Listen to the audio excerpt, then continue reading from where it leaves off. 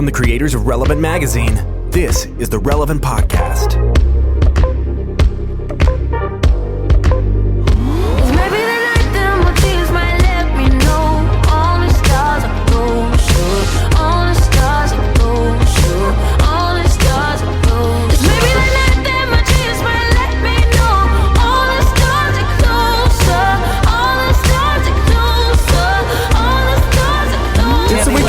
January 5th, 2018, and it's the Relevant Podcast. Crazy. I'm your host, Cameron Strang, and here with me in our Orlando studios, Eddie Big Hat Koffolds. Man. Welcome to the new year. Happy New Year, buddy. Over there on the ones and twos, our illustrious producer, my brother, Chandler Strang. Hello. On the Skype line from Loverland, Virginia, Jesse Carey. Hello, hello. And how do I do this? Am I going to make the announcement now? I'm going to make the announcement now. I think so. And joining the Relevant Podcast cast. This is unbelievable. For 2018, from Nashville, Tennessee, author, speaker, podcaster, Annie F. Downs. Good morning, gents. It's real. I can't believe it. I'd like to share first where I found out that she was going to join the cast. Yes, Because okay. I knew during the middle of the first show, I'm like, oh, this is on. The chemistry was there. We can't ever exist without her not doing this. Correct. So Yeah. I knew y'all felt that way about me for years. Yeah. Wow. And we were just waiting for the right time. This is a very unrequited kind of romance between you and Relevant. But I swear to you, I was in the Country Bear Jamboree at Disney. Oh, and yeah. Cameron's like, I see a call from Cameron, and I'm like, oh boy, either the building's on fire or something great's happened. There's only two reasons. Yeah, I would not interrupt the Country Bear Jamboree for any other reason than something's on fire or great news. Right. I can't get out of the it's either Annie is joining the podcast or we think Jesse was abducted. It's one of those two things. But I said, you got to tell me right now. And he's like, fine. Annie's on the show. So I found out about Annie, AFD, joining the show in the Country Bear Jamboree, which we can all see the... I'd have it no other way. Right. Well, I mean, other way. like the Country Bear Jamboree, it's not complete without the female who comes down from the ceiling, this female bear, and sings the song. That's Annie's role on this podcast. Annie, have you seen the Country Bear Jamboree? I love the Country Bear Jamboree. She comes down on a swing. That's Annie's role on this podcast. Right. She steals the show. Right. And Jesse's the guy on the side that plays like like his one I string want to on play his guitar. that big jug of moonshine. Yeah. Yeah. There's blood on the saddle. That's my role, to swing down from the ceiling with the moonshine. It's got one note. All he does is just has to blow on it in rhythm. Blood on the saddle. That's Jesse. No, I am only involved like in a quarter of the songs. Songs that involve this noise. Ho, ho, ho, ho. Just blowing on the lid of a giant jug of moonshine that has 3 X's on it. AFD, welcome to the show. It is a joy to be a part of this with you. I have a question. On my notes, it says when whoever does the rundown says cast intros and writes the names of the people on the show as though I haven't done this for 10 years, but wrote Annie F. Downs, parentheses, please include the F. Is there a story to the Annie F. Downs requirement? I can't believe you actually. I'm a little embarrassed friendship,ly that I haven't told you this before. I don't know it either. Yeah. Oh my gosh, really? I assumed Okay, Annie. listen, I got an email from the first episode, and I was like, I would be happy to include that note. All right, first of all, we are friends, and I do know the reason, but this is called I'm a Good Host. I'm teeing her up so she could let the public know. Okay, well, we are friends, and I don't know the reason. Oh. Thanks. Okay. Well, I assume that if you Google Annie Downs, it's some sort of mass murder or something. So she had to include You're it on the right track. Super SEO. close. All right, You're super close to the truth. The truth is, there is a super famous quilter in Australia.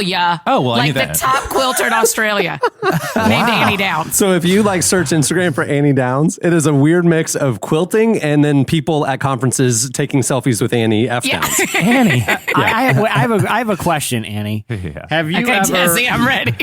Because at some point you discovered this tidbit. Like I'm assuming you're a web savvy person, and you discovered this other Annie Downs who has quite the following, from what I understand, of Australian quilters. Yeah. Oh, worldwide quilters, Jesse. She's just Australian. She is a pattern designer globally. Wow. Have you ever encountered her either in person or digitally? Have you ever exchanged any sort of pleasantries or unpleasantries? No, but I have this dream of her creating a quilting pattern for me. Not for me to create, but like that is my book covers or my face or something. That would not be confusing. Can you imagine if one of her book covers was all quilting stuff, but not to be confused with the other Annie Downs? Right. Her brand new book, The Relevant Podcast. Yes. Or you should take up quilting. I think, What are you searching I want for? to. I have this dream that there's a documentary where all the Annie Downses in the world get together, just like Will Smith just did. Did y'all see Will Smith just did this? Yeah. And I want to do that, and it'll start with me and the quilter. So the rest of you Annie Downses, come out wherever you are. Do you guys like fight over social media handles? Like we did. That's how it happened. The new platform emerges, the new Twitter, and you're like, oh, I got to get on it first. Yeah. You know? Yeah, that's how it happened. We race each other to the finish line of every social media. There's one other Cameron Strang, and we do fight over social media. He's the president of Warner Brothers Music. Actually got a text 6 months ago. They're like, hey, did Cameron resign from ABC or whatever music? I'm like, why are you texting me? I get around the Country Music Awards time of year. I get a lot of texts from people going, "Why did Garth Brooks thank you?" And does other Cameron Strang live here in Nashville? No, he's in LA now. But you should lean into that though, Cameron. You'd be like, "Well, me and Garth kind of have a story." Yeah, serious. He came up through the country music ranks, and then he was president of Warner Brothers Music overall. Yeah. But he's a big deal. Most country albums, like big ones, they in the liner notes they thank Cameron Strang, and I'll get people. Wait, so y'all aren't related at all, though? I don't know. I've never contacted him. I don't know. We just fight over like who can get the handle first. Cameron, you should be like, the song "I Got Friends in Low Places." Well, it's about me and Chandler, and that's why I get a hat tip every year from Garth. We had a wild night out and ended at a little saloon. The only music that night was a bear playing an old jug of moonshine, and every song went like this. Right.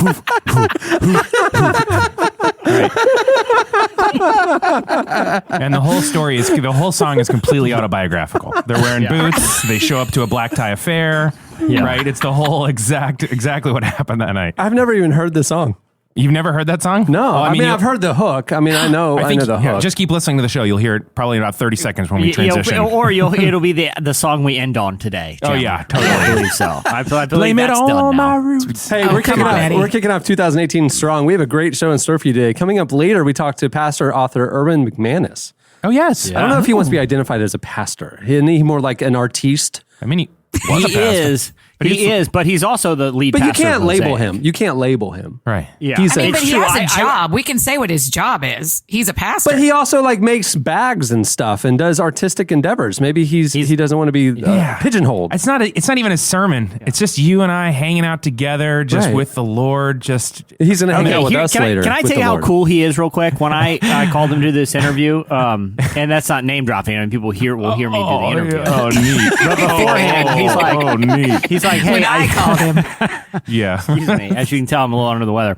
Sorry, I've been playing an old moonshine jug pretty hard lately, and it's really done a number on my pipes. It's done a number of pipes. But anyway, I'm talking. So I call up Erwin McManus, and he's like, "Hey, I just want to figure out how long this will be because I'm talking to the UCLA football team before their bowl game in a few." So and I'm like, "Okay, this guy's big time. He's got stuff going on." So a lot happening. Also coming up later, Mat Kearney. He has a new album coming out, and it's great. We're excited about it. And he comes on the show, not to talk about the new album, but we're doing that segment that we love to do of songs that changed their lives. Yes. And so he's going to tell us the 5 songs that changed his life. And he's such a musical kind of, not prodigy, but he pulls from a lot of genres, you could say. I'm interested to see what these are. I can't wait. Like Annie, Mat Kearney had to differentiate himself from Mat the Kearney, who runs the Tilt-A-Whirl. Or did he? Exactly. The other way Mat Kearney versus Mat the Kearney. Mat the Kearney only has 7 fingers. Oh, yeah. The tilt-a-whirl is a dangerous thing. And if you can't see their hands, one of them has a pack of cigarettes rolled into their flannel and the other one doesn't. Mat the Kearney is the one both with of them are in their mid-30s. One of them looks 70. Yeah. Hey, did you guys have a good holiday season? I had a very... It's the first time I've seen you since the holidays, all of you, actually. It was lovely. I got really into listening to the original cast recording of West Side Story. Oh, what? And probably listened to it. That sounds like a terrible holiday. Probably listened to it 15 times. Terrible holiday. It's really beautiful.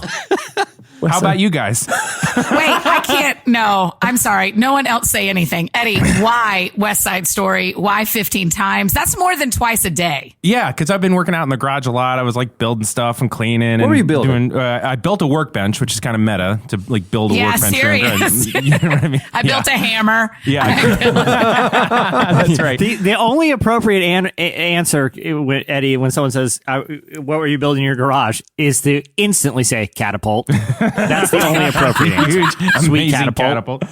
Yeah. So, but the rest of it was fine. We got Disney passes this year, so like the annual passes. So we went to Disney like 4 times. Do you get you splurge for the expensive ones that don't black out for the 2 weeks around the holidays? Whole thing, photo pass, the whole wow. deal. Well, I got the photo pass too, but mine still blacks out. I can't go until January 3rd. You should have asked your parents for better passes because my parents went for the whole thing. Oh, your parents gave it to you? Oh, yeah, they Holy did it for the whole moly, family. that's a lot of money. Yeah, that's serious. That's a couple grand. Yeah, we did not know that. And then we were like, I wonder how much these passes are. And we're like, whoa. We need to up our return present game. Yeah, because those socks don't quite hold water. That's right. Yeah. Isn't that the double-edged sword of getting a really nice Christmas present especially from a family member? It's like, oh, great. Now I got to get them something awesome next year. Yeah, like I feel like that's the double-edged sword. Yeah, there, here's a little bit of land in North Carolina or something. You got to see. I figured out the parental budget, and I just got to rock that every year. Like me as an adult, right? This is what I'm going to spend on your present. I don't care what you get me. Right. I'm going to spend about the same amount of money every year. Right. Are you talking about as being a dad or towards your parents? Towards my parents. Yes. Like I'm saying,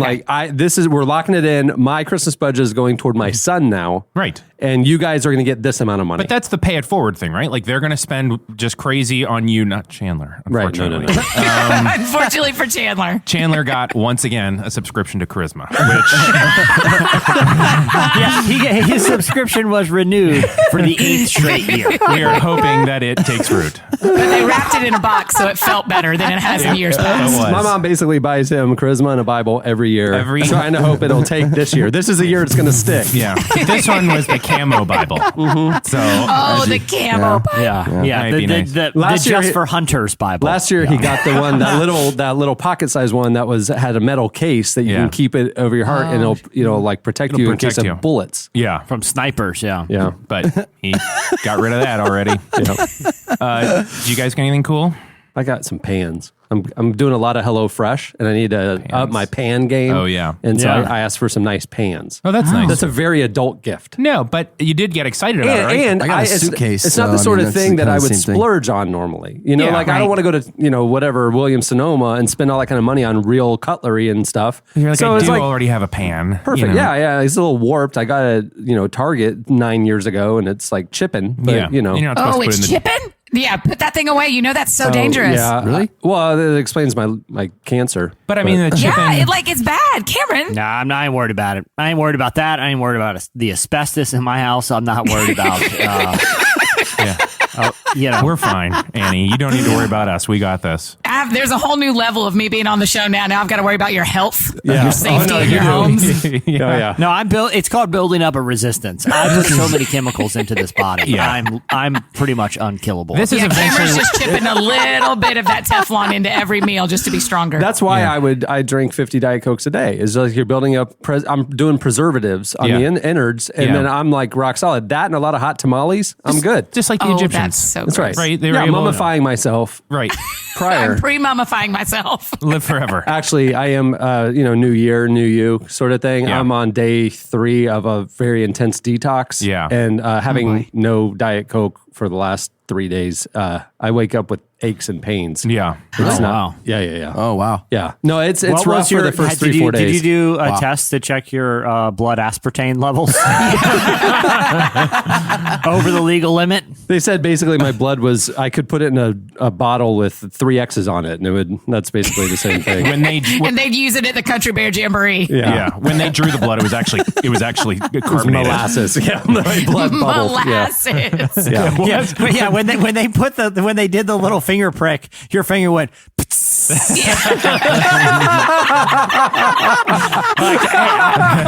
Listen, you may want to cut that. You may want to cut. Yeah, I'm all or nothing. I don't do moderation well. I go to extremes, and I'll do 50 Diet Cokes a day, or I'll do nothing. Right. Water only. Listen, that's Enneagram 7, brother. That's the study of contrast between you and I, because you will lose whatever you want. You lose weight magically. You'll lose 10 pounds in 20 minutes because you're just like, I am now this person, right? And I will. I flip a switch. It's one of those things. Like, I don't like how I feel anymore. Right. I will now be healthy, and I am not tempted by unhealthy things at all. Really? I'm not saying that I don't feel bad. Like I feel gross right now because the aspartame coming out of my system, but right. I can kind of smell it. It's like, yeah, It's the seep of aspartame. when you walk into the room, I'm like, smells good. chemically. I like it. It's like when you just mopped your floor. A lot of chemical, but it also smells good. That's right. That's me. How was Christmas for you guys? Well, I was taking a nap on Christmas Eve, and I woke up, and my family had decided not to go to church. So we actually took Christ out of Christmas this year. So we did.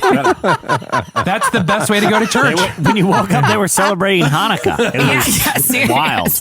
And then this may be too much information, but a few of us got a little bit of food poisoning, so Christ took the Christmas out of us too. Oh my goodness! Wow. So you think that was a spiritual vengeance? Yeah, for not I think I was on his birthday. getting what I paid for there. It was so you're suggesting that Jesus was so mad that you bailed on his birthday party that he gave you food poisoning. that he poisoned me. Yeah. I thought it was Montezuma's revenge. Now I know it's Jesus' revenge. That's right. That's right. Man. So, I got a toaster oven, so me and Cameron are stocking our kitchens this year. We're having real adult Christmas, aren't we? You got to be careful that doesn't chip, Annie. You don't want stuffing your toast. Yeah, you're going to. Thank you. Well, the problem is I haven't had a toaster oven, so every time I make toast, I use my actual oven, which is ridiculous. I like that no one asked Chandler and no one cares. And it's time to No, move he on. said something. He said a suitcase. Yeah, I got a suitcase. What kind of suitcase, I Chandler? can't even hear him talking. What, Jesse, how was your Christmas?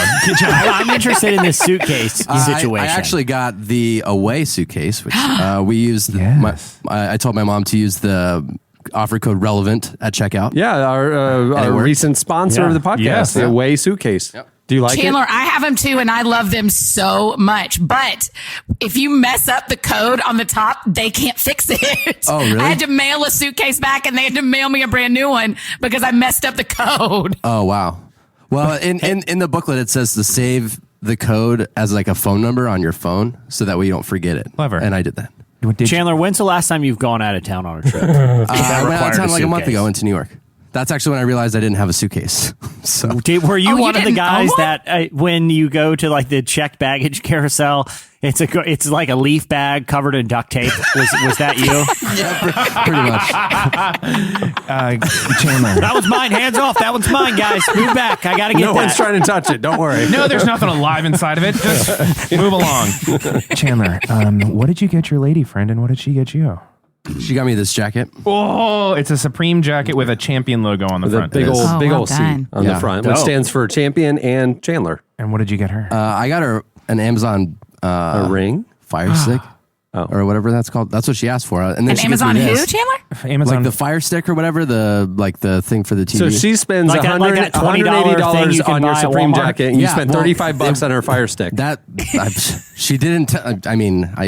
She was probably wanting something else as That's well. what she asked for. That sounds like. Hey, I will say, it sounds like a dope Supreme jacket. So that's the moral of the story. All right, moving the show along. It's time for our weekly look back at what happened in culture and entertainment. It's time for In Case You Missed It. Hey, in case you missed it, this week, Steph Curry, President Obama, and Chance the Rapper came together for a touching new PSA for the My Brother's Keeper Alliance. The organization was started by President Obama in 2014 with a mission to address persistent opportunity gaps facing boys and young men of color and to ensure all youth can reach their full potential. They explained, in order to develop holistic support systems and improve life outcomes for boys and young men of color, we unite business, philanthropy, nonprofit, government, community, youth, and other influencers in support of tomorrow's leaders. Here's a clip of the PSA. It was great. I want you to know you matter. There's nothing, not a single thing that's more important to the future of America than whether or not young people all across this country can achieve their dreams. We're the ones to inspire our generation to rise up, take action, and stand for the idea of opportunity for everyone. Not just for the sake of young men like me, but for the sake of America's future. We're the ones to not give excuses, to not wait for permission to challenge biases. We just do.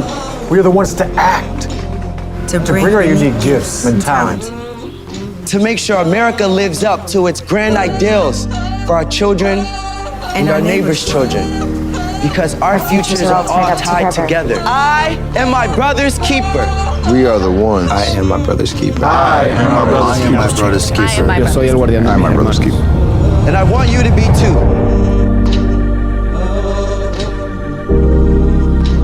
Such a cool project and mission, and such a cool collection of, guys from, especially those three, to come together for something like this. Absolutely. Really cool video too.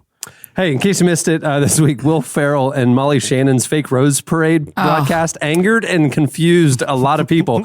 So Amazon Prime decided to pull off a sort of comedy stunt when it had the Saturday Night Live legends host a Rose Parade broadcast. The catch was they did it in character, pretending to be a local news duo named Cord Horsenbeck and Tish Katiga. Yeah.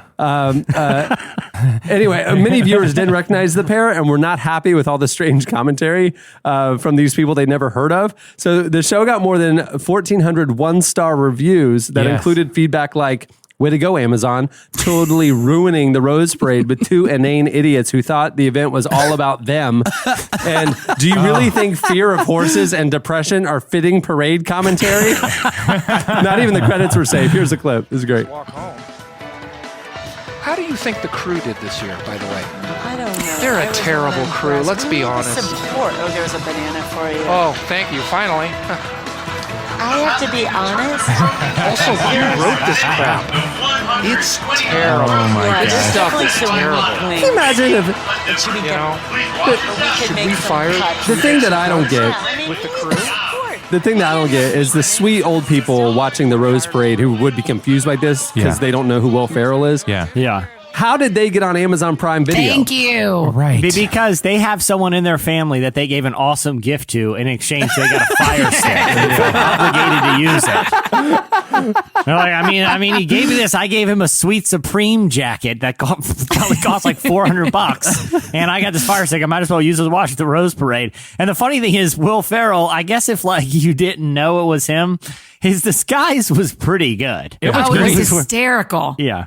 I thought it was funny. Did everybody? I mean, everybody thought it was funny, right? Sure. I thought it was except really for funny. 1,400 people. Yeah, those people are exactly who they did it for. We need to have a Rose Bowl conversation real quick because I know none of y'all are thrilled about this, but I am a Georgia Bulldog and I am beside myself that they are in the national championship thanks to that Rose Bowl game. What a game. Coming in pretty hot, new person. Hey, listen, I'm proud. Cameron, I wish everyone listening could see Cameron's face of how very much, not only does he not care, he's angry. There's stuff we don't talk about on the show that we just Bulldogs kind are of one of move them. past. Yeah. Unfortunately, sorry, AFD, the F stands for Florida on this show. I will have you on the sports podcast if they win the national championship to relish the moment. Oh, yeah. And I will say congrats because that was one of the best Rose Bowls one of the best college football games I've ever seen. Cameron, say one nice thing. It's my first time as an actual cast member. The UCF game was good. Yeah. Did you see that? That was so fun. They should be playing Georgia in the national championship. They should. Let's go out. Let's go ahead and throw that out there. Do you think if UCF play, I mean, that would be a real game, wouldn't it? It'd be a real game. I mean, Auburn beat two of the final four teams. Yeah, and exactly. They beat both the teams in the national championship. I know. It was it was clearly outmatched by UCF's offense. Yeah. Wow. It's going to be hard because, of course, I got to root SEC till the end. So what do you do? You root for Georgia? No. Surely you root for Georgia. You root for Alabama, Cameron. No. I don't. No, you know what happens? SEC. I literally, if Florida, I don't watch it. I was watching one of the games. It was one of the other bowl games. None like this is. I'm not throwing shade at UCF or whomever, but let's be honest. None of the other bowl games matter and are just on. Just for the fans. Just to pass the time during the day on July. Yeah, and so I was watching one, and they had like the ceremonial coin toss. It wasn't just ceremonial. This decides the possession of the game. Like it actually means a lot. And they had this giant coin made that was the size of like the lid of like a fast food soda cup, right? And on one side of the lid was one team's logo, and on the other side of the team was the other team's logo. And so they had this woman who looked like she was probably in her 70s, and I guess she was like a local business person who had like sponsored part of the game, and they handed her the coin to do the coin toss, and she literally just kind of like limply threw it out like a frisbee. It didn't even flip. It just landed. Like, right. And I was thinking, That's got to be a rules violation. Like, can you review the coin toss? Because literally the coin didn't flip. Right, there's got to be like 2.5 turns at least before it's an eligible She frisbeed it. All right, AFD. How long have you been a Georgia fan? She went there. You went to there. Georgia? Yes, thanks, Cameron. Yes, I went there, and my whole life I grew up in Georgia. I mean, this is for the Falcons to be in the Super Bowl in 2017 and Georgia to be in the national championship in 2018 is a lot for my emotions. Wow. Just so y'all know. I don't know what to do with that. It's going to be quite the running back duo. When UF had both the football and the basketball championship the same year, and then we won back-to-back championships. Remember that? I do. That's what she's feeling right now. Okay. Listen, I need y'all to love all of me or none of me. You got to love the UGA side of me. I don't know how I feel about that, but I hear what you're saying. You're wearing UGA colors right now, lumberjack. I know. Yeah, thank you very much, Eddie, for wearing the Georgia shirt you're wearing. You're welcome. Welcome to the show. Do y'all know why Eddie's wearing a collared shirt? Does everybody know this? No. It's this year. I'm done wearing T-shirts to work. What? I've been wearing T-shirts for because when I left Summit, I had to iron every day and it was driving me nuts. Yeah. And then I decided that's what kids are for. Hey, let me say to iron. That's what kids are for. Eddie, let me stop you there.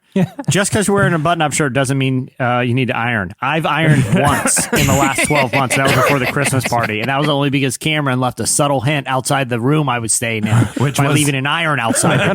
You don't need to. Well, let's just say this: with a post-it on Jesse it that said, comes "Iron your down shirt, to man." our nice event. It's a suited event, right? Yeah. So you're gonna wear a tie, you're gonna wear a suit. Jesse shows up with a duffel bag, meaning that his suit is crumbled up. His suit is in in the duffel bag. Yeah. And so I'm going, here's an iron, buddy. Like I'm just helping you out. He packed like Chandler string. Yeah. Classic Chandler. Formerly. Yeah. Right. Congratulations. New year, new you. New year. I like it. A little bit of collar. I think I'm going to start wearing collars Monday He through said Friday. 4 out of 5 work days. Isn't that right, Eddie? Right, because Friday no one's there.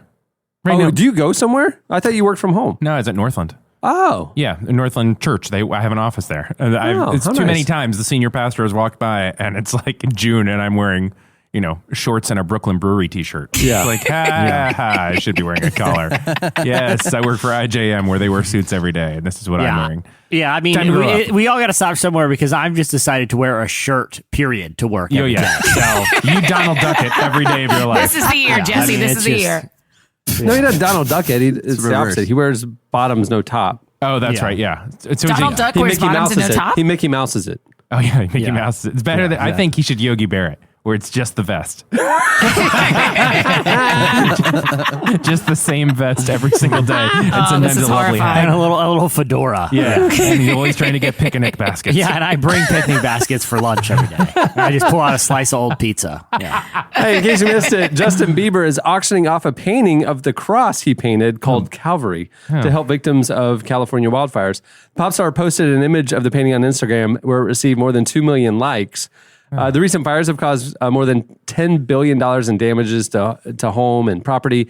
And Bieber's frequently taken to Instagram to share his faith. A few weeks ago, he told fans on the platform, do you feel you have exhausted all options? Do you feel helpless? Do you feel like you're never good enough? What if I told you that there's a God that's willing to meet you wherever you're at? What if I told you he could take away your pain, shame, guilt, and fears? # Jesus, adding, Jesus is changing me from the inside out every day. Look at that. Look at Bieber. Yeah, look at Bieber. How cool, the painting, I'm not an art critic, so I'm not going to talk about Hold on, you are or are not? I am not. I'm not like a visual art critic. I see. Whenever he goes to a museum, he Yogi Bears it. He's got to be comfortable. Let it breathe. But how cool would it be to have what looks like a picture of a cross that, you might have purchased at a Christian bookstore and be like, hey, no big deal. Justin Bieber painted that. I feel like that is the ultimate piece of weird Christian merchandise. It's the ultimate conversation It's a better painting than I can do. I'll tell you that much. Oh, I'm sure. I mean, he's a really talented artist. That's always the thing that gets me with Justin. Artist being musician artist. Yeah, but I mean, generally those types of people, a good athlete. Super unfair. Kincaid. I would say no one's mistaking it for a Kincaid. I'll say that though. A Kincaid. Oh, that's too bad. That is too bad.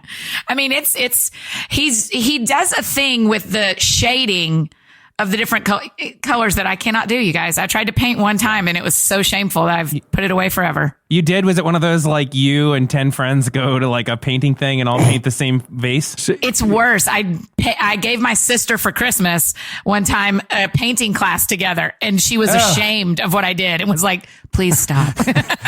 Does she have any sort of artistic ability? Oh yeah, she's great. I looked like a Yahoo.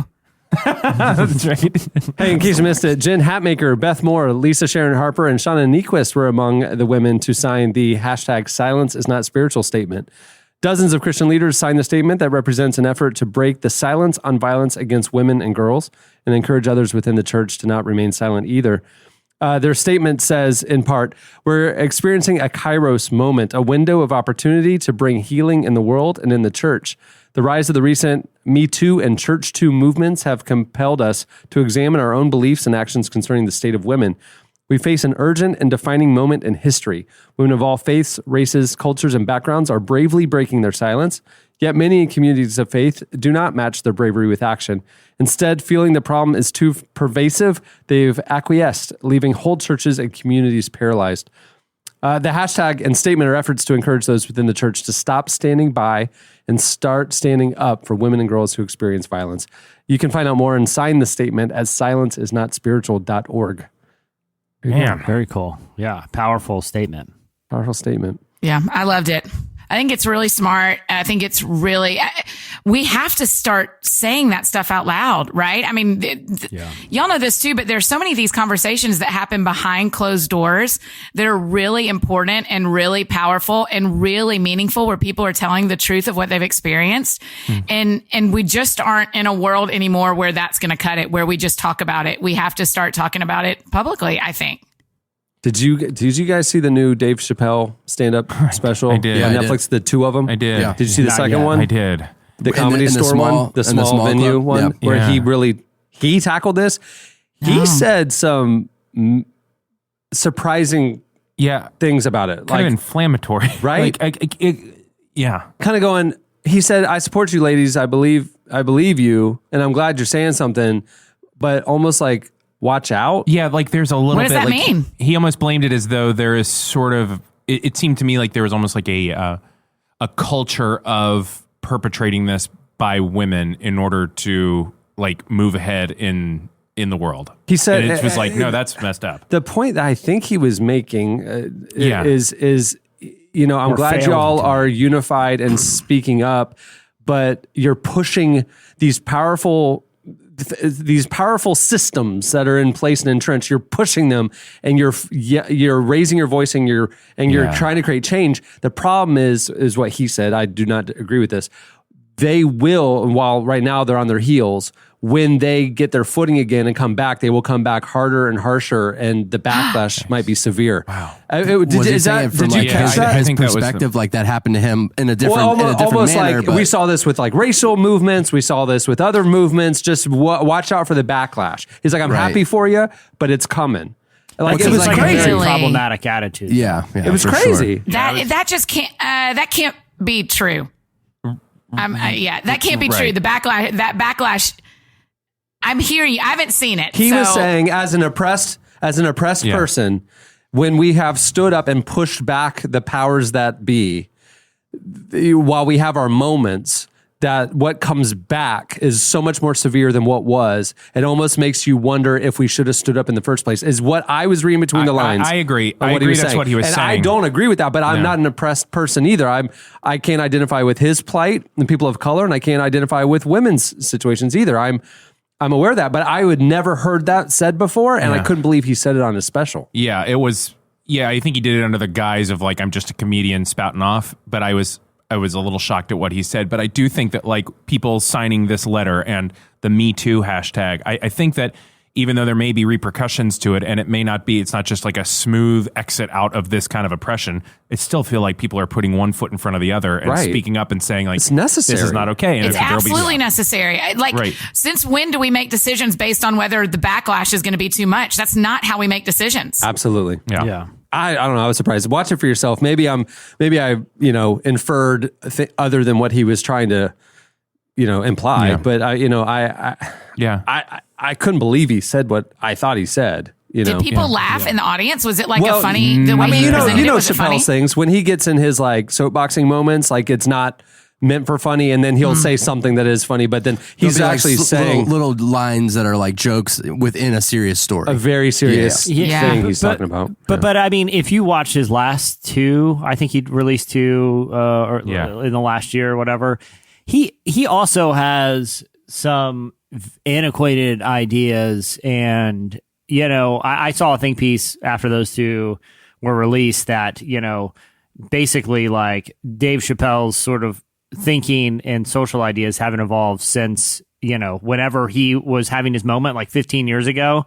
And I don't think it's hard to find things that he's said in his more recent special, other things, additional things that are problematic as well and wrong-headed. Yeah. Thankfully, I'm not looking to Chappelle to be my leader. We looked at Annie F. Downs. I was about to say, I'm not anymore. He was previously. No, I'm just kidding. Well, but truly, like Jen and Sharon and Shauna and the people that signed that letter, I'm like, okay, I'll follow them. I'll follow their lead. Hear what they're saying. That's right. Yeah. Hey, in case you missed it, filmmaker Ava DuVernay will receive the prestigious Visionary Award by the Producers Guild of America this month.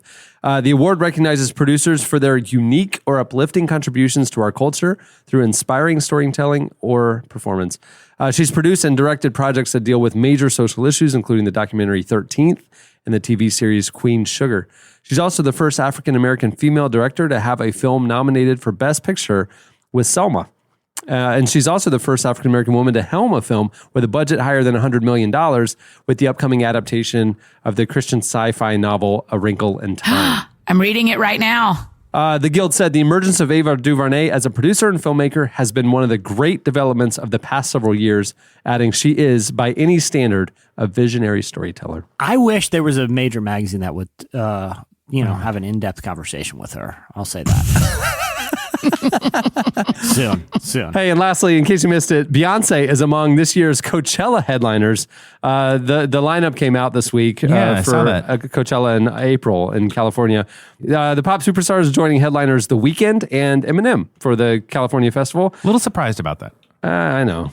I mean, I like Eminem, don't get me wrong, but like I was he doesn't seem like none of them. That's the hard part. None of them seem on par with her. Did you see the Salon headline the other day? It was going around on Twitter. It was how it was like a review of Eminem's new album, and it was like it's a thoughtful takedown of the Trump era, and also it's terrible. They're like, just read the words, don't listen to the music. Other notable artists at Coachella this year include The War on Drugs, Alt J, Haim, SZA, Migos, St. Vincent, a ton of others. Basically, your typical festival lineups. It's a good era for music, so that means the music festivals will be good too. So guess what? Guess who does not like Beyonce? Who? Oh boy. Annie F. Downs doesn't like Beyonce? Oh, no. Okay. That's a headline that's a little bit clickbaity. Eddie. It's a little clickbaity. Jesse, that's like that's a Chappelle level take right there. Top 10 reasons why Annie F. Downs does not like Beyonce. New article just blew up. That's it. It's not that I don't like her. It's that I feel like I have come to the realization in the last few months that there's maybe a lot of hype around her that I don't buy all the hype. Wow, that is agree to disagree. Yeah, I'm not saying I wouldn't be friends with her. Yeah. No. I'm not saying. Yeah, it's not a personal attack. It's just you don't like her music. Actually, I think I wouldn't be friends with her. I think she'd be very exhausting as a friend. I think she'd be pretty cool and normal. Wait, really? Why would she be exhausting as a friend, Cameron? What about it? She's tall. I mean, I'm just like her glam squad would be with her at all times. Her handlers would be with her at all. You like when does Beyonce turn off? I have a strange feeling she is remarkable. I feel like I would not enjoy being around her because of how kind of normal she is. I mean, granted, we'd be in the nicest house and Jay-Z's right there, but like, I kind of feel like she's a normal person. Huh. Maybe I'm wrong. I think everybody knows that I'm wrong. Everybody's like, no, you don't understand how this works. All right, well, that'll do it for In Case You Missed It. Stay tuned. Up next, Slices.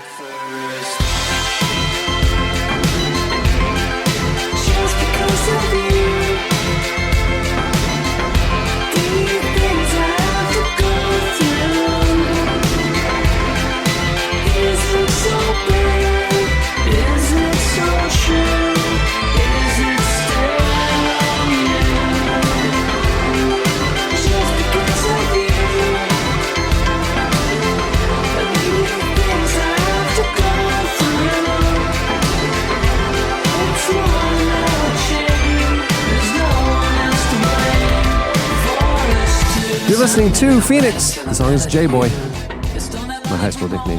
At the beginning of the podcast, you heard Kendrick Lamar and SZA with All the Stars from the new Black Panther soundtrack, which he is helming. It's going to be exciting. Well, this week's show is brought to you by Squarespace. Whether you need a landing page, a beautiful gallery, professional blog, or an online store, it's all included with your Squarespace website. Creating a site with Squarespace is a simple, intuitive process. You can add and arrange your content and features with the click of a mouse. You can use their award-winning templates. You can customize them however you want, all without a single plugin. They even have powerful commerce tools to run your store. I know all this because I've been a Squarespace customer for years, long before they sponsored the show. Love Squarespace. And in fact, relevantmediagroup.com is a Squarespace website. Right now, Squarespace is offering Relevant Podcast listeners a special deal. You can start your free trial today at squarespace.com and then enter offer code RELEVANT to get 10% off your first purchase. Squarespace, set your website apart. Okay, it's time for Slices. What do you have, Jesse? All right. Well, a lot of people are talking about New Year's resolutions right now, how they can stick to them. I have no issue with New Year's resolutions. I think they're great. But what I think the world needs more of is reverse New Year's resolutions. Is to look at the first couple weeks of the new year and say, listen, this is me time, okay? It's a new year. Stuff's been hard. I just need to indulge a little, right? Like, all this like self-betterment, I don't need to put all this pressure myself. Right. I got a whole year to figure stuff out. Right. You know? Right. Here's the thing, like, how am I supposed to end the year on a good note if I started it going as hard as I possibly can towards some ridiculous goal, right? Sure. Here's my theory. You start the year at a very, very low point. Okay. Inevitably, you'll probably end up better off, and you would have had, in hindsight, a great year. What a lot of people are doing right now are setting themselves up for failure. This is what the mindset I have when I go to Orlando Magic games. I expect them to lose, and then if they don't lose, I'm pleasantly surprised, or even just lose by a little tiny bit. Yeah, it's just like, oh, okay. Then you walk out of there. Either you had the experience you expected, or you leave happy. Yeah. You know, in no situation are you disappointed. I like this mindset, Jesse.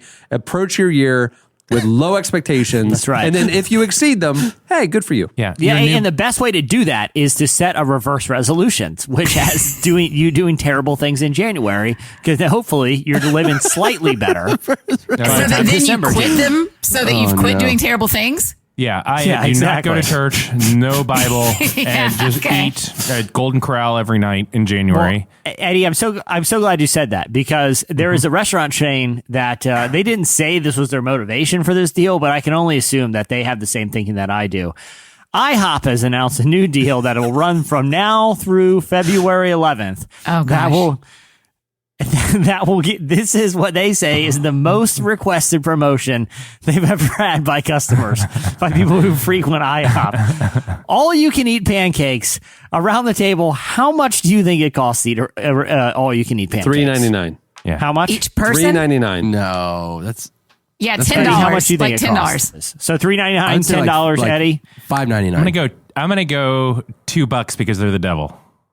Cameron, you hit the nail on the head. $3.99. You can sit at a table at IHOP and just have them bring you infinite pancakes. You can theoretically, you but could sit they there know for 4 or 5 what we hours. all know, that the first 10 bites of hot, fluffy buttermilk pancakes are incredible and life-changing. And then, but after that, there's nothing you want less than more pancakes once you've hit your fill. That's right. That's why waffles are a so they can say breakfast they food. can say unlimited pancakes, and they know that nobody's going to have more than 3 or 4. Right. No way, Cameron. There got to be people rolling in there that eat a dozen easy. But that's like their markup, though, is they're probably spending $1.50 cents per pancake. That's the part that grosses me out. That's the part I can't handle is the mass production of that makes it possible for us to eat for $3.99. I can't. What? Yeah, there's like not an egg in the store. Oh, no. There's no. It's all just add water to this like vat of whatever. It's the opposite. It's the antithesis of farm to table. It's factory to table. They bought that. Right, it is factory to table. Yeah. Factory to booth. They don't even have tables. What was it you're telling Slightly me? sticky booth. What's that guy that sells 500 pancakes for the end times just in case? Jay Baker. Jim Baker. Jim Baker sells. Yeah, they use that. Yeah. Oh, the big vat of like the powder that he sells. Yeah. They just mix that up. $3.99 all you want. But here's what encouraged me about it. I feel like America is a land of principles, and there are people who will be sick of pancakes and be disgusted by the sight of them, and even more disgusted by the thought of consuming another one. Yet they will go there and pay their $4 and continue to eat them out of principle. And I encourage people to do it. Yeah, that's right.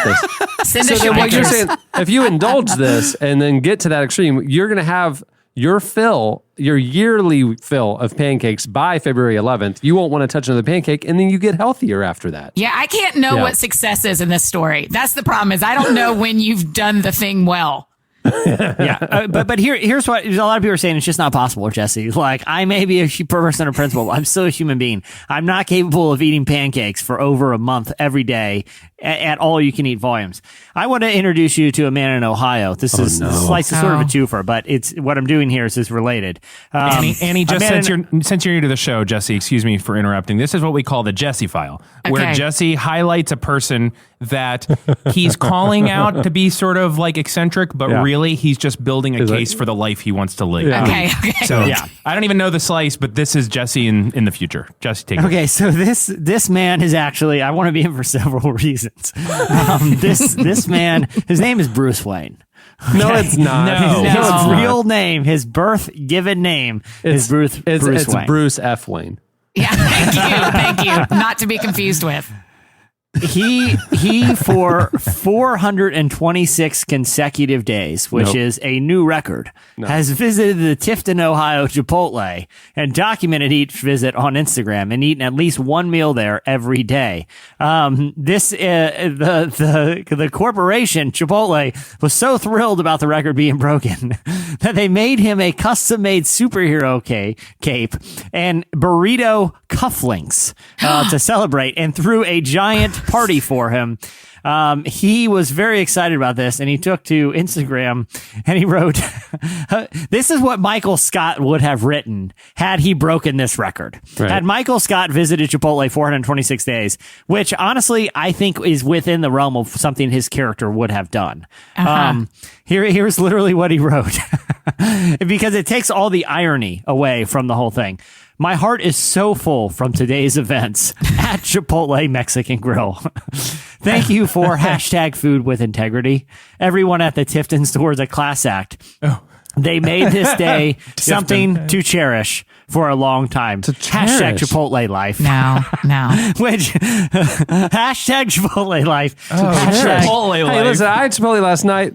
I eat at Chipotle 2-3 times a week. I get it. You do? Oh, you eat there 2 or 3 times a week? 426 consecutive days? Cameron's leading that #Chipotle life. Well, no, but it's can eat. I can get a nice. I get salad. I get the grilled chicken. I get the fajita things. I don't put like sour cream and cheese all over it. No, that's right. That's what you got to watch. It's a nice healthy thing, right? Yeah. But the sodium is so insane. That's why it tastes so good. No. I can't imagine you eating there every day. This guy's levels, his blood levels, are anywhere near normal. Coming from a professional who knows blood level problems, this guy. That's what I'm saying. As a guy whose blood is as thick as molasses. Right. Yeah. Golly. So dreams are possible. My main thing is I want to encourage people at the new year, while they're thinking about New Year's stuff, is to reverse this thing. Just have a terrible, terrible January. Listen, I'm not going to be able to do that because y'all don't even know this. My New Year started out incredibly because I was with a magician, Cameron. At our New Year's party, there was a magician. Ooh.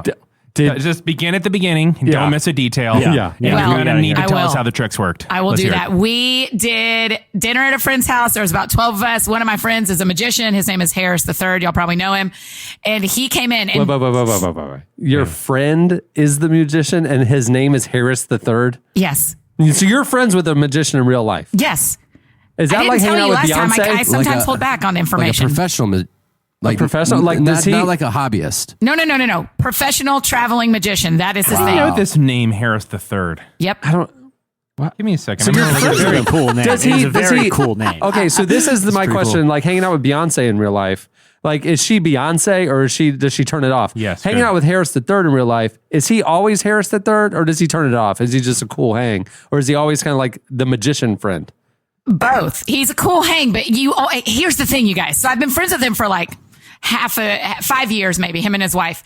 And so you start watching him in groups And when I saw him put his coat on, but he wasn't leaving, I was like, oh, we're going to get some magic. No. Because people kept saying, will you do magic in the new year? You can do magic. And he was like, no. And then he put his coat on and I was Can I ask you a question real quick, Annie? Yes. When he puts his coat on, does he transform to Harris, the cool guy hanging out at the party, to Harris the Third, the magician? Yeah, that's a good question. Yes, is the truth. I knew he was becoming the magician. I don't know that anyone else knew because nobody else has seen him do magic yet. Oh, wow. So we know the trick is this But Cameron, I asked him if he knew how to bend a quarter into a taco, and he said yes. What? I don't. And I said, "Will you tell me how to do it?" He said, "No." I said, "All right, well, I'm not going to tell either." But he did. So he sat down and when he sits down at the table, he sits down. It's a long, like farmhouse table, and he sits between the two windows. So they're on either side of him. Am I making sense? Like the windows are at his back, and he's in between them. And I was like, he's sitting right where he can do magic so no one can see. They can't see his reflection. He knows exactly what he's doing. Listen. And then I just sat there quietly and waited. And sure enough, out comes a deck of cards. And sure enough, we spent 40 minutes with him doing card tricks that were the most incredible. I was screaming. I was laughing so hard. I mean, there is nothing better than up close card tricks. I mean, as you experienced, there's nothing better. It was amazing. I would like to read you a testimonial from Harris III's website. Okay. From arguably the world's foremost expert on magic. What an awesome time my family and I had watching Harris III last night. We were not only amazed by his illusions, but were extremely impressed. Mac Powell, lead singer of Third Day. Oh, wow. That's how you know. This is the most Nashville magician I've ever heard of. Oh my god! There's also quotes from Max Licato. No way. So he's a traveling Christian magician. Bob Goff. Is there an altar call at the John end? Acuff. Carlos Whitaker. It's everybody. Everybody you'd want. Everyone who's anyone has written a testimonial. Cameron, we got to get this guy in. We got to get this guy for the next big event. But listen, I sent Jesse the video of the end of one of the tricks. Jesse, how much was it not the best? Because the guy screams like he's being attacked when he realizes that Harris has his card in his hand. Yeah, I mean, I watch it repeatedly, frame by frame, and you already I figured out how he did it. Yeah, he's got it. I don't want to tell you, Annie, because I did figure out how he did it, and I especially don't want Mac Powell to find out because it involves it obviously for the obvious reasons. I get it. It's very demonic, but very cool. Right. There was some dark arts. So that's my problem. Is I started my year with the dark arts. No, but that's not a problem because you can only go up. Yeah, exactly. Right, that's what Jesse wanted. Start January at a low point, and inevitably your year will have ended up pretty good compared to how terrible January was. It was amazing. I couldn't believe it was happening. Wasn't January like seasonal affective disorder and all the depression? Oh, yeah. And the middle of winter. Oh, what I'm saying is lean into that with pancakes and sorcery. Pancakes and sorcery. January. Listen to Third Day on repeat and just doing the year right. 2018. So you're saying listen to Third Day on repeat is the low point? Oh no, I wasn't saying that. That's what you were saying. That was an accidental Third Day burn. Sorry, Third Day. Sorry, Mac Powell. All right, what do you have, Eddie? Well, we're starting the new year, and I think, how do I make sure that Annie knows what she's gotten into? Because we didn't have the talk, which was, here's everything you need to know about the show. When a boy podcaster loves a girl podcaster. Right. Well, I'm at the Country Bear Jamboree, and I find out she's on the cast. Yeah. Right? Yeah. So, I'm going to have to bring... I tried to call you and talk you into it. But like, not talk you into it, but like talk you through it. Like as though, Daddy has a new girlfriend sort of a thing. I'm trying to transition you through the new season we're going to enter, Eddie. Right. You said, I can't talk. I'm at Disney. Right. And I said, well, I have some news. Call me later. You said, you tell me right now. No, actually, Cameron, you called it an era, which really meant a lot to me. It brought tears to my eyes. You called it an era. That show that you were on was one of my favorite shows that we've ever had. The internet was so sweet. Does that happen every week? People are so funny. I loved it. No, when we don't have a good show, the opposite happens. Yeah, they're very vocal about what they feel. What they like and don't like, they let us know. Okay, well, I like all of them. It was very fun. I didn't do any work those last few days of the year because I just played on Twitter the whole time. People are pretty cool unless you bring a slice where basically you do end time prophecy which is what I'll be bringing now in another edition of Revelation. Go for it, Chandler. We'll all be. You've been left ready. Yes, and long live Chad Michael Snavely for making that little jingle for us. So, as you know... It's not a jingle. DC Talk. I started it at the 10-year show where I basically talk about how the world's going to end. And I know that a lot of people have been walking through your devotional, 100 Days to Brave. I know you talk about that a lot in your book, how the end of the world is going to happen. That's right. It's day 98, 99, and 100. That's what people don't know is coming. Right, One step closer. This is why none of us write a book, because the other ones of us will just destroy it. Okay, so January 31st of this year, we are going to see something that has not existed for 150 years. Wow. For the first time since 1866, a total lunar eclipse will occur with the blue moon, which is the second full moon of the month.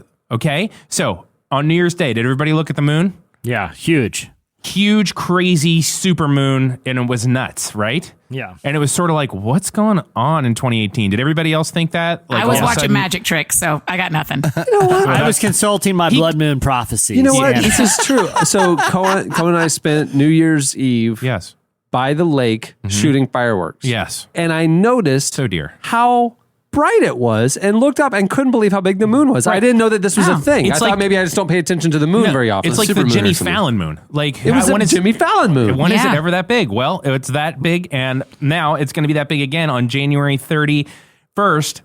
But there's going to be a lunar eclipse. What? Wow. Exactly. You see what I'm saying? No. I mean, I feel like Jesse, you understand where I'm heading. Yeah, I have blood moon charts, and I've consulted them, and I have, I went ahead and tattooed the back of my hand and the forehead that night, preemptively blocking the mark of the beast. So it was a pretty smart move on my part. The old pre-mark. You're brilliant, Jesse. Exactly. So basically, this is putting a shadow of the Earth on the moon, which will not fully block out the moon, but it will change the color of it. So because of the way the Earth's atmosphere will bend the light. So the reason the moon is so huge is because it is at its closest point to Earth, right? And so it appears like 14% bigger and 30% brighter. That's why the waves are so good right now. That's what I'm saying. Yeah. So it is referred to as a blood moon, which is a rare celestial event. And this is a super blue blood moon eclipse. We need shirts. Yes. The next blue moon eclipse won't occur until 2028. I will be 48 years old. No, will I? Yeah, that's only 10 years from now. You can't lead with 170,000 years ago. You know and what? then 10 years from now. Let's change this to fake news. I'd like for us to get the award. The next blue moon eclipse won't occur until 3042. So the last time in our lifetime, the eclipse will last for 3.5 hours, and the total eclipse will stretch for 77 minutes. But how long will the total eclipse of my heart take? There's nothing you can do. Hey, a total eclipse of the heart. Cameron, a lifetime.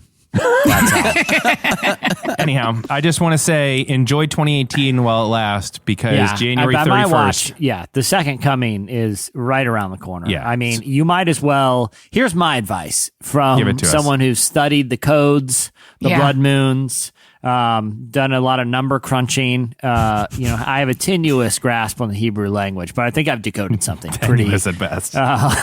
Pretty spectacular. Let me just say this. Go ahead and gorge yourself on pancakes, because after this blue moon thing, it's not going to matter. You're going to wish you would have. That's why they extended it to February 11th, because they were like, we know this thing ends on January 31st. We'll just tell them they have another 11 days. Exactly. Wink, wink. Just trust me. Just have some fun, because come blue blood moon. You just freaked me out. I don't like this. I know. Yeah, I didn't you like did. it You either. really pulled Cameron away. Yeah, I don't like it either. I had to distract myself on Twitter because I didn't like what you were saying. That's right. And it's very Enneagram 7 of you, Cam. Yeah. I stumbled across a tweet by Wendy's. If you do you follow Wendy's? Yeah, they're the best. Why do you follow Wendy's? Because they're the best. They are hilarious. they're the best. So Wendy's tweeted today, 1 year ago, we roasted someone so badly they deleted their account. Join us here Thursday, January 4th, as we celebrate #National Roast Day. and then somebody replied to Wendy's and said, "Why don't you be nice and promote positivity?" And Wendy said, "We are positive that this will be a fun day with people who want to have fun." I love Wendy's. That's hilarious. The best thing about Wendy's is their Twitter feed. That's pretty sad about their food. Well, I was going to say, it's definitely better than their cheeseburgers. Right. All right, what do you have, NEF Downs? Okay, here's what I got for you. You know, it's cold. It's January, and I saw this story and loved it so much for a lot of reasons. In Davenport, Iowa, this woman, her car is frozen solid on the side of the street. And here's why. As trucks were driving by, they were splashing water up onto her car, and just every time it landed, it froze into a sheet of ice. So she does not even know how many layers deep her car is, and she cannot. It says Martin said she was unable to move her vehicle and decided to wait and see if it would thaw. Obviously, it hasn't. The plow trucks were going by and splashing water. And she says, this is like so very me. She says, she's weighing her options and wondering if she'll ever be able to drive her car again. Yeah. You're like, yeah, probably when it thaws. It'll be fine. It's not like... Yeah, but she's telling the news people, I don't even know if I'm ever going to be able to drive again because it's frozen. But it's an amazing picture. It's a brown car because it keeps slushing up this mud and then freezing. I think that's going to destroy her car. Right. And then the plow trucks want to go by, and she's in trouble because her car is the only one on the street that won't move. It is so cold right now. How cold is it? I don't know. I thought it was a setup. It's so cold. White supremacists Hi-oh! are burning crosses in their own yard. Solid. It's an edit point. Jesse, what were you going to say? I appreciate people that are profoundly lazy, like people that whose laziness, who saw that her car was being slowly frozen under a sheet of ice and had several opportunities to move it down the street or move it out of the path of a snowplow that was plowing ice. And she was just like, I have one of two options: to not have a ride anywhere for all of winter and possibly never again because it was going to break down my car. Right. Or I could go and move the car before several more sheets of ice form on top of it. There's something about me that kind of admires her willing to not leave her house because she doesn't have a car because it's frozen under a block of ice because she chose not to move it, even though she had several opportunities. Also, there are towing companies that could come and just pick up her car and move it out of the street. No, Cameron, you can't because literally on all sides, it's ice. Yeah, she really is just looking out the bay window. Where there's a will, there's a way. She's looking out the bay window in her slippies, and it's like a cozy day. She's like, you know what? I actually really hate my job. I don't really want it. She's like, one more day, I think that car may be frozen solid to the street and unmovable all of winter. Yeah. This is my last opportunity to move it or be housebound for this foreseeable future. And she looks and the Price is Right is on. She's like, she checks just to make sure Uber Eats does deliver all you can eat pancakes from my house. So she's good for the winter. Yeah, but don't y'all love that she said, I just don't know that I'm ever going to be able to drive it again. I'm like, I think you will, but I respect how strong you're standing on that it could be icy forever. I wish that she had come in from a trip out of town or something and then saw that her car was frozen to the street in a giant block of ice that was unmovable. Right. It's so cold. How cold is it, Cameron? It's so cold. Steve Harvey's wearing a big white pimp jacket and fedora on top of his big white pimp jacket and fedora. Did you guys see that? It was fantastic. He really won New Year's Eve. Well, I guess that magician, Mac Powell, won New Year's Eve, but the other one... Steve Harvey's truly living his best life. Here's the thing. He's not afraid to wear what appeared to be a jacket either made from an entire polar bear or 35 white baby seals. Or he's not afraid. Last year, he had his moment where he basically wrote an email to his whole staff that said, don't make eye contact with me and only address me if I directly address you, and didn't care.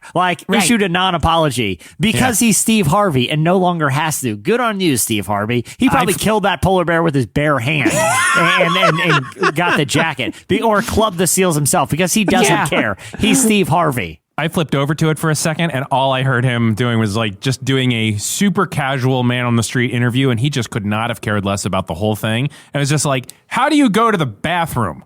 like if you're here all day talking to people that were in Times Square, and I was like, all right, I think I'm done. This is all I could do is, because we were out at the lake, all I could do is stream, a channel on my iPod and an app, and so all we could do is CNN. Oh yes, which was Anderson Cooper and Andy Cohen. Andy Cohen. I think that guy's pretty funny usually. And they were drinking on air. They were taking tequila shots, and Anderson Cooper and Andy Cohen literally got inebriated, and it just got sloppy right after midnight. I mean, literally like 12:01. CNN was off the rails. Have you guys seen the compilation of Don Lemon of his tipsy New Year's moments over the years? No. You should look it up on YouTube. At one moment, he slurringly looks at his co-host, who happens to be Brooke Baldwin. He goes, "Don't put me in a box, Brooke Baldwin." And he's like dead serious. He has those like kind of drunken eyes that are like staring at you like you're saying something preposterous, but you're looking at me with pure hatred right now. Like, I think everyone's been with someone who's been like that. Don't put me in a box, Brooke Baldwin. All right, on the note, we'll wrap it up. That's it for Slices. Stay tuned. Up next, Mat Kearney joins us. I think I wanna buy you a house. I think I wanna share forever right now. And if the bad man comes, steal it away. I hope you stay. And if the bad man comes, I hope you stay. You're listening to Kid the Band. It's KYD if you're Googling. The song is American Dreamer. Eddie's theme song. Well, this week's feature interview is brought to you by Casper. You spend a third of your life sleeping, so you should be comfortable. Casper mattresses provide all the support the human body needs in all the right places. I can attest to this. I have a Casper mattress. It's fantastic. Yeah. You know who else had a Casper mattress? Lady in Idaho. She just couldn't get out She of wasn't it. getting up. Let the car freeze. Iowa, but yes. I cannot get out of this bed. What I like about Casper is their breathable design helps you sleep cool, and it regulates your body temperature throughout the night. It's not one of those memory foam things that gets super hot. That is a real problem. It really is. And all Casper mattresses are designed, developed, and assembled in the U.S. They have 3 different models, the original, the Wave, and the Essential, but they're not just a mattress company. They have a wide array of products like sheets and pillows and other things for an overall better sleep experience. You can start sleeping ahead of the curve with Casper. Right now, they are offering Relevant Podcast listeners a special deal. You can get $50 off any mattress purchase by visiting casper.com/RM. Terms and conditions apply. Mat Kearney is a singer-songwriter who combines influences like folk, Americana, and hip-hop into his unique brand of pop music. And the calliope. That's a circus. in a moonshine jug. Along with launching a new headlining tour this winter, Kearney just dropped a brand new single, Better Than I Used to Be, which is Eddie's theme song. We recently spoke with Matt about the songs. Yeah, that was nice. I didn't know if it was a burn. I had to figure it out. Oh, it's a new year, new you. You're wearing collars now. You're better than you used to be. Really into collars. We recently spoke with Matt about the songs that changed his life as an artist and as a person. Here is Mat Kearney. I feel your thunder pouring like rain down on the mountains of all my mistakes, rolling like rivers, running with grace into the ocean of your embrace. Your hand on my side, leading the way. 10,000 horses couldn't pull me away. I hear the music heaven has made. Oh, and we're standing face to face.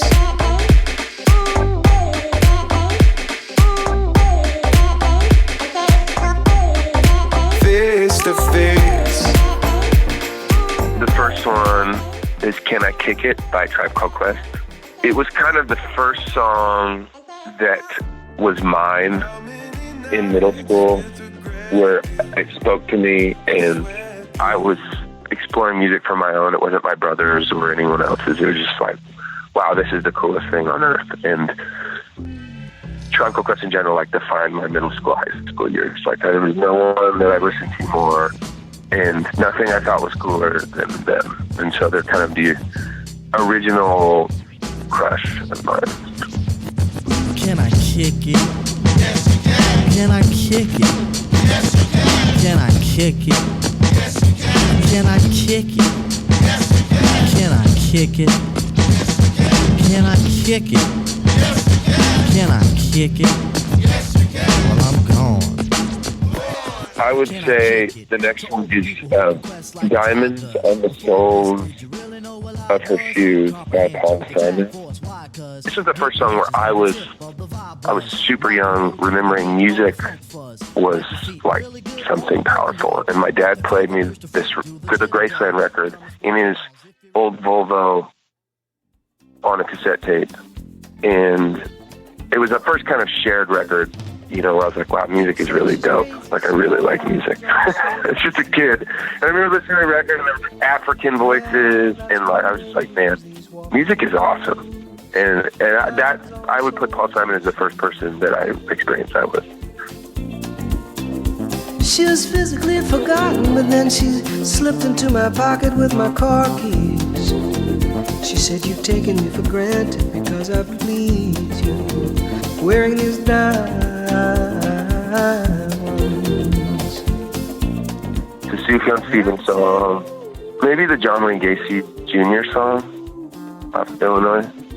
That song, it was when I first started touring, and I remember driving through the Midwest in a van, and we put that record on, and I was like, this is everything I would love to do in a song, right? Beautiful composition, amazing production, touching on like one of the hugest themes in the world, and doing it through a very dark and beautiful story. It's really inspiring. It's what art should be. For his humor and his conversation. Look underneath the house there. Find the few living things riding fast in their sleep.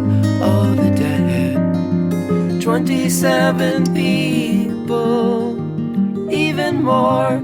They were boys with their cars, summer jobs. Oh my God.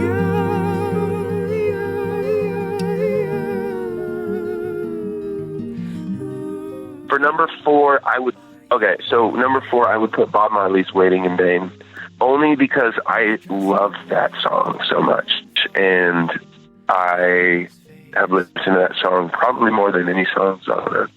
And I think it's like the greatest picture of like what else music could be, which is just dope and just like so fun to listen to and unifying and purely visceral and dopamine going through your brain because music is powerful and beautiful. And I think Bob Marley is pretty much some of that. Like, you put them on, and if you don't feel good, then there's something wrong with you. And that's the song. That song feels so good to me and sounds so good. I don't wanna wait in vain for your love. I don't wanna wait in vain for your love. 'Cause it's summer is here. I'm still waiting there. Winter is here, and I'm still waiting there. Last song I would put, if I'm being the most real, Nothing Left to Lose, or single. I wrote it on my back porch, and there's literally been no song that's changed the trajectory in my life as that one. It was like a whim. I wrote it in 10 minutes, and I went to the studio, and we had already had the sessions booked, and I played a little bit of it. The producer's like, what's that? I'm like, oh, it's a song I wrote last night. He's like, we should record that. I was like, I don't know, it's not done. He's like, we'll finish it. I'm like, okay, so I wrote a few more words in the second verse, and we recorded it, and it became like the first single, and like kind of exploded in, which it was the first time I showed up to like a grocery store, and I would play this chorus, and people were like singing along, and I'd never met them. So I don't know, that song definitely, if I'm being real, changed my life more than anything. I went from working at Starbucks to kind of a trajectory that's led now. I've been doing this 10 years and played a lot of shows, and that one, I still get that song, and I'm like, wow, that was crazy that happened. Morning we'll see like we were free. Push the pedal down, watch the world around fly by us. Come on and we'll try one last time. Fall for the floor, one more time to find you. And here we go, there's nothing left to choose. And here we go, there's nothing left to. That was Mat Kearney. Stay tuned. Up next, Erwin McManus joins us.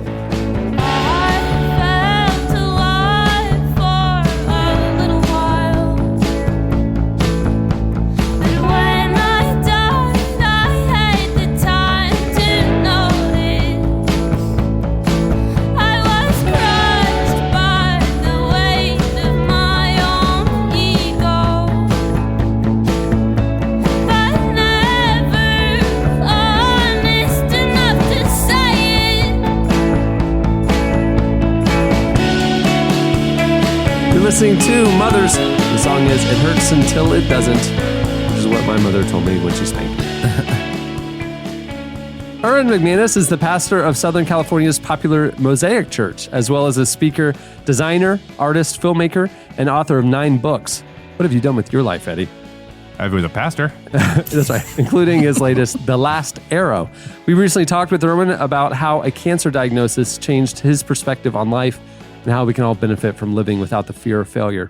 Here's part of our conversation with Erwin McManus.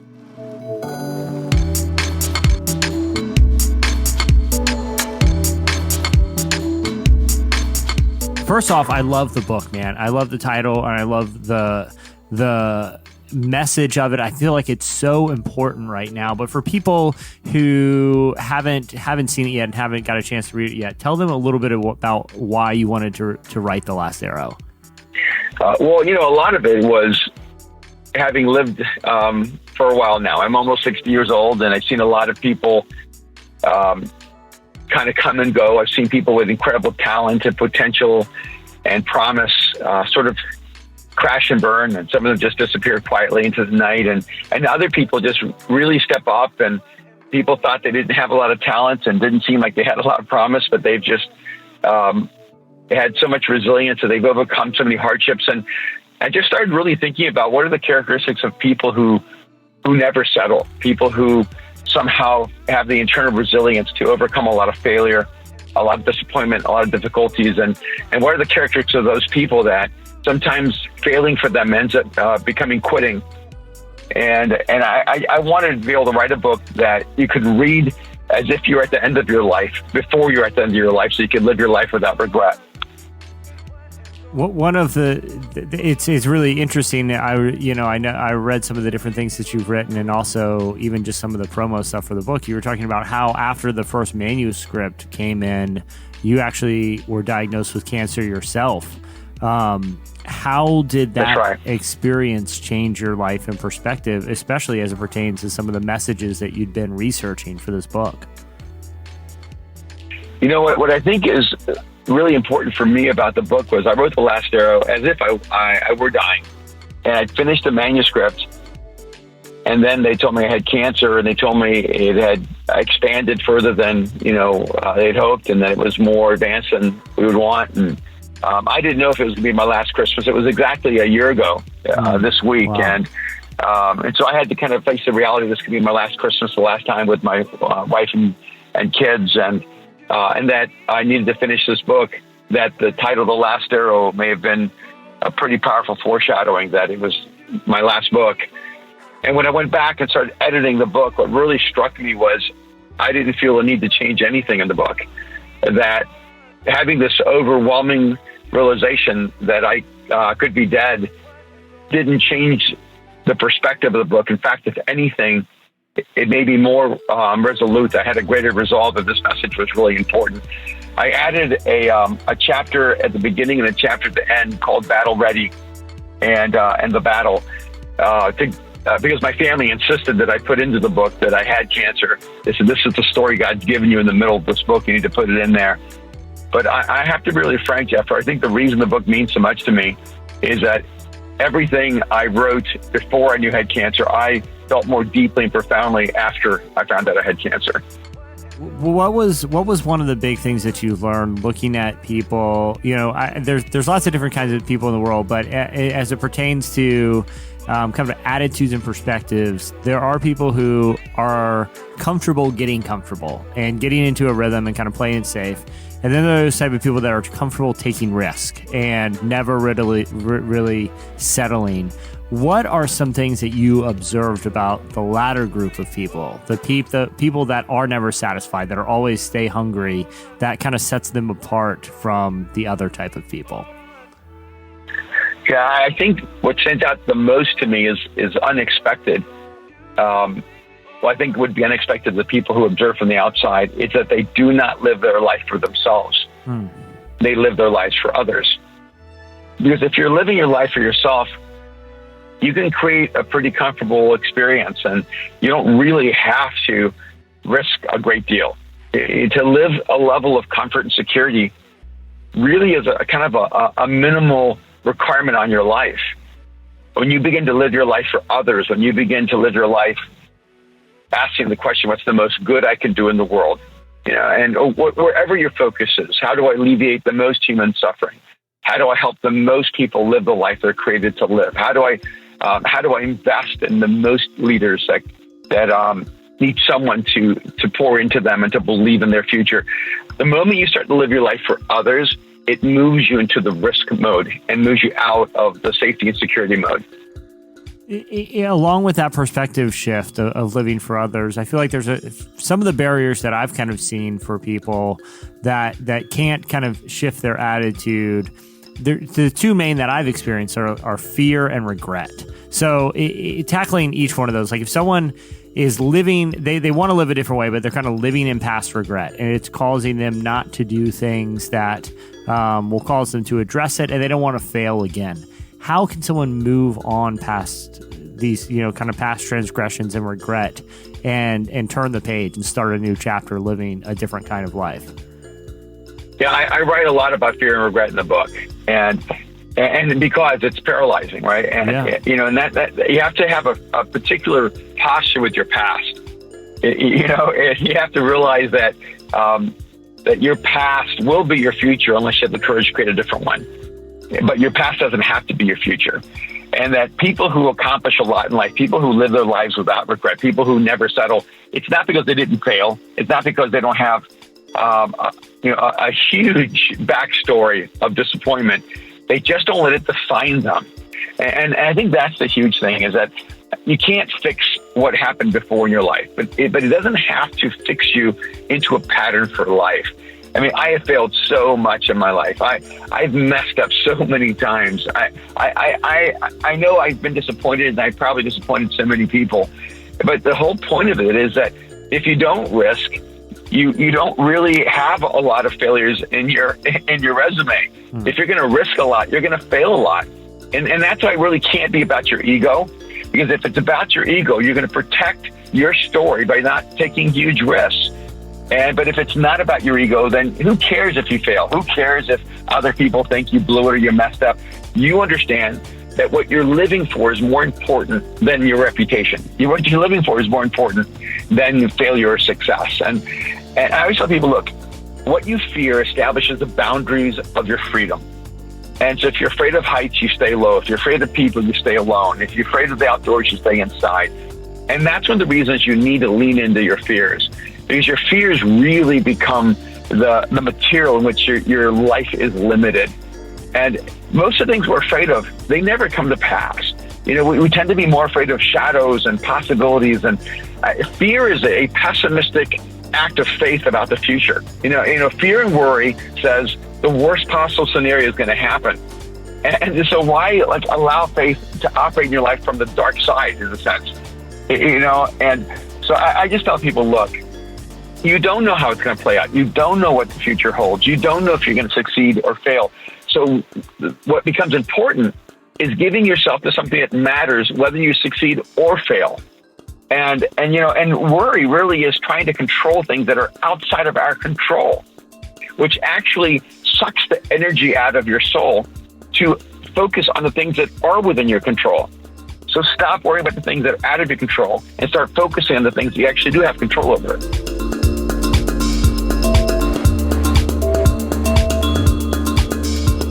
That was Erwin McManus. Make sure to check out his new book, The Last Arrow. It's out now. When we're living, we'll be living it right.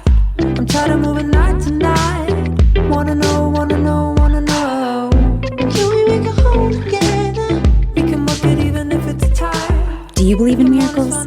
The Bible is full of them, and they speak of a living God. He's the God that makes the impossible possible. Through the daily devotional email series, A Miracle Every Day, you may discover that God loves you personally and He desires to act in your life. He is still the God of miracles. Go to miracles.jesus.net/relevant to discover more and to sign up today. I wanna belong. I'm tired of being a stranger to myself. I wanna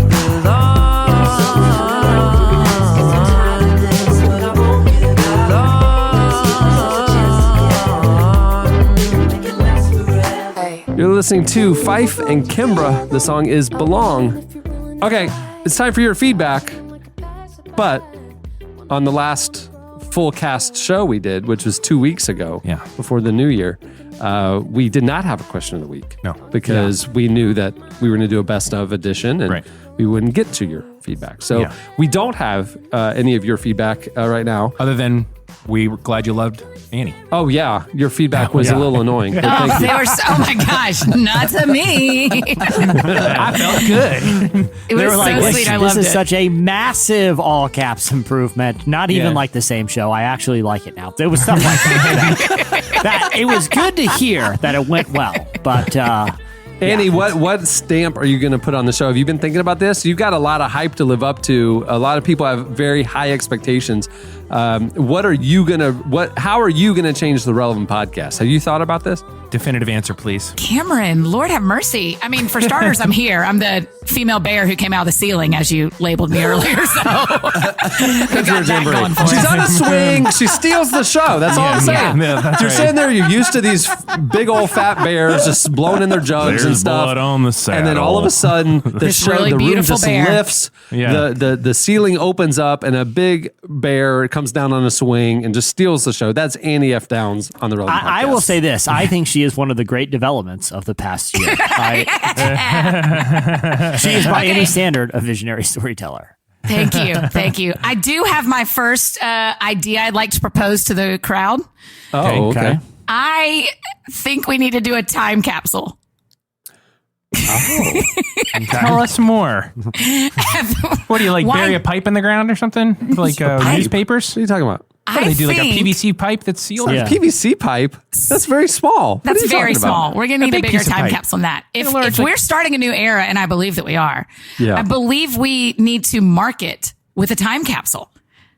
Mark, not E.T. Mark it. Mark like 2 words. it. Yeah. Okay. Yeah. Yeah. We thought you meant like marketing. Because I'm like, No. I don't talk burying about stuff that in the stuff. ground isn't going to help sell the and show. Annie, I have a bunch of old moonshine jugs that comprise of my instruments, but I can donate one for this. Yeah. I have a bent quarter that looks like a taco. That's what I'm saying. We have things, you guys. I I have a think DC Talk gold record. Double platinum. Hey, Double where platinum. should we bury said time capsule? Should it be a secret location? Underneath the Statue of Liberty. Yeah, underneath the Statue on the of back Liberty. of the I was leaning Constitution toward Orlando, of the but I can United hear New York States City. of America.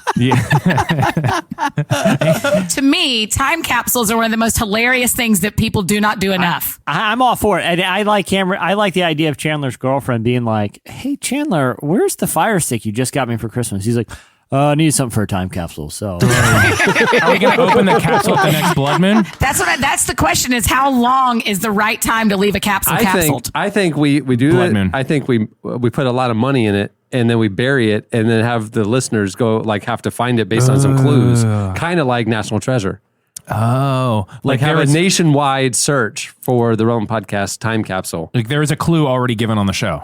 Oh, yeah. Can't tell you what it is. Maybe every episode reveals something slightly more. Kind of like A Christmas Story, like little Annie, Orphan Annie would give a clue with the decoder ring. Drink more Ovaltine. Yeah. See, maybe that's our time capsule is a can of Ovaltine. Why are you telling everyone all the end of the story now, Cameron?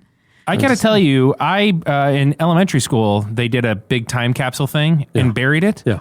I know, I still have it. I know exactly where it is. And they were supposed to dig it up. And it was like a couple of years ago. They could never find it. So somebody at some point, and they were digging in the right place. So somebody at some point dug it up. Dug it up.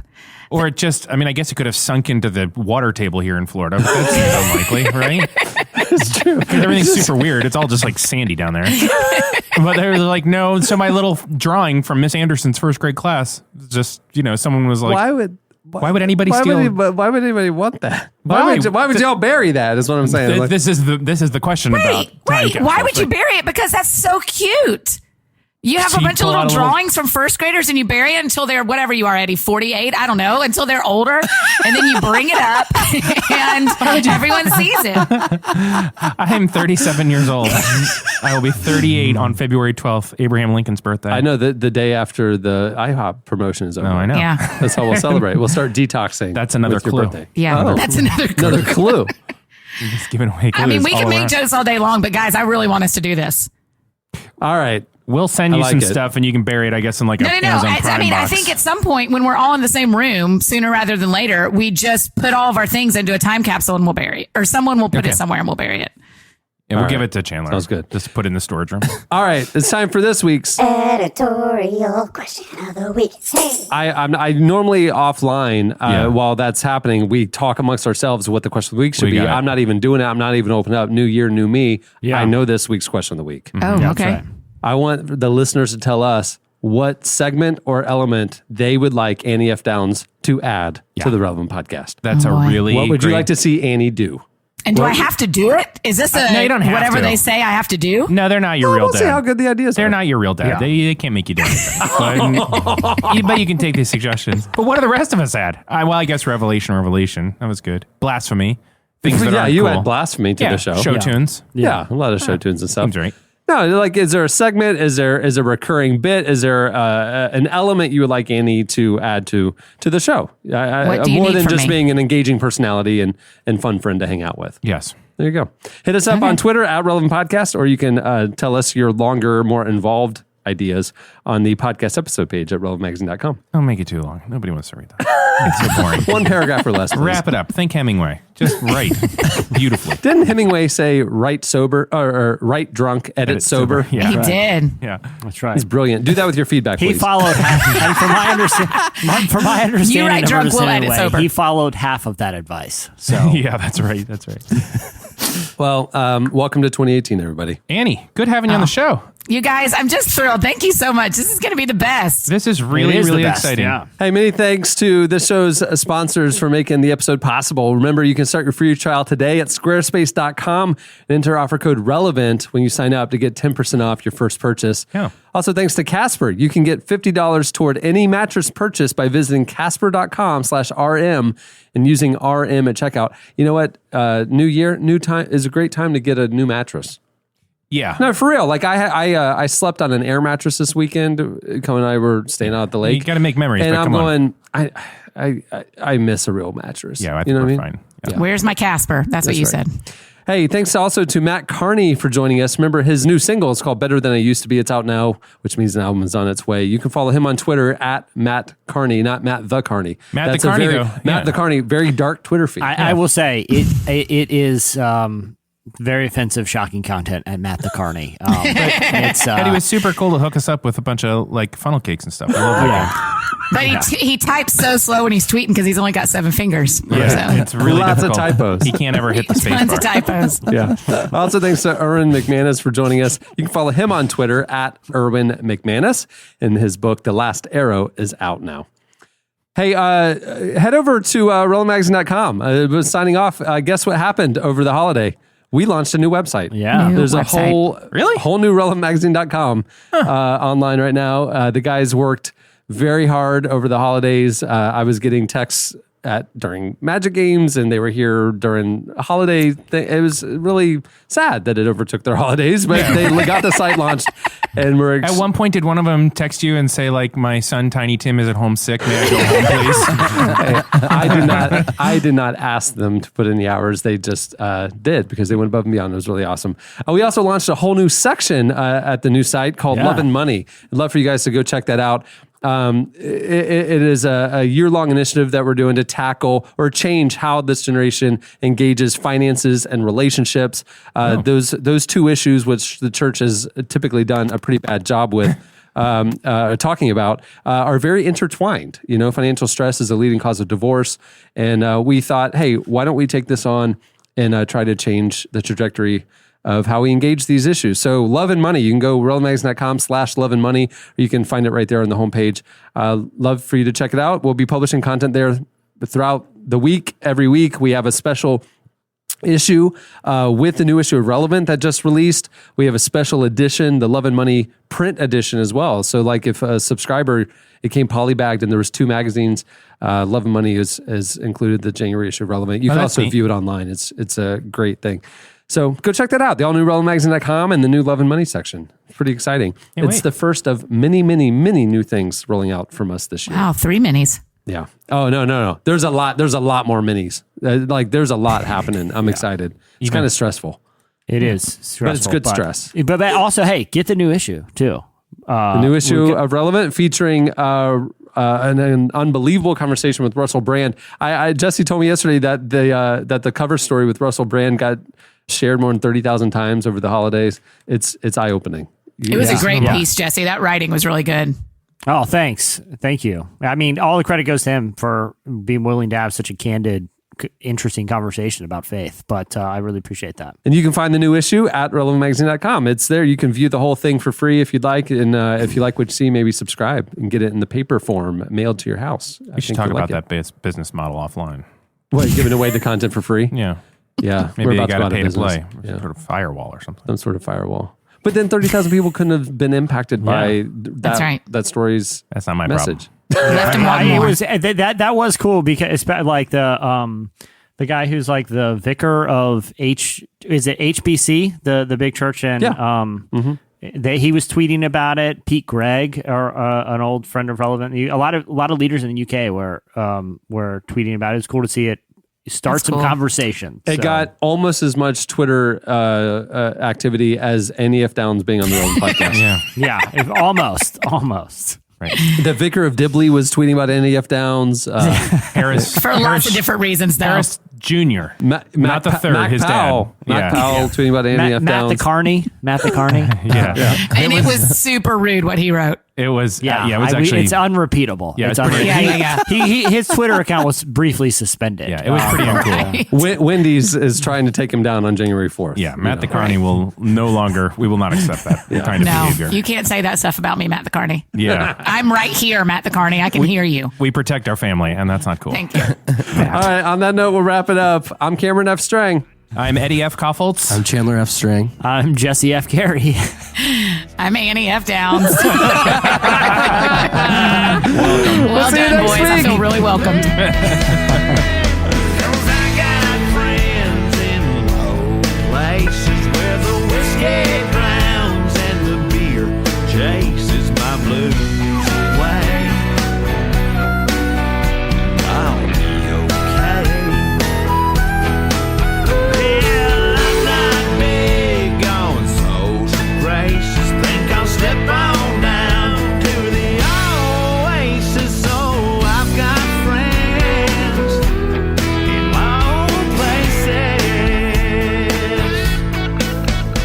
Thank you for listening to the Relevant Podcast.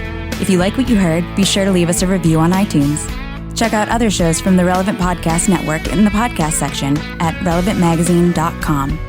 And while you're there, browse exclusive podcast merchandise at our online store. Make sure to subscribe to Relevant Magazine. Info is available at relevantmagazine.com/subscribe. I've been there before. Everything's all right. I'll just say goodnight and I'll show myself to the door. Hey, I didn't mean to cause a big scene. Just give me an hour and then. Don't put me in a box, Brooke Baldwin.